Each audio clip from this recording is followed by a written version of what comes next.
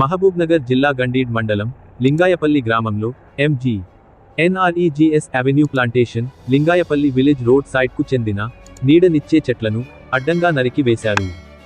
Current తీగలకు కొమ్మలు తాకుతాయనే నెపంతో పంచాయతీ సిబ్బంది ఇష్టానుసారంగా మొదళ్ల వరకు రోడ్డుకు ఇరువైపులా చెట్లను నరికేశారు.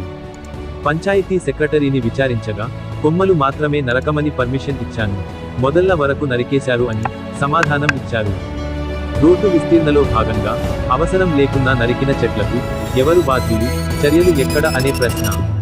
ఈ సంఘటనపై మండల అధికారులు బాధ్యులపై ఏ విధమైన చర్యలు తీసుకుంటారో వేచి చూడాలి.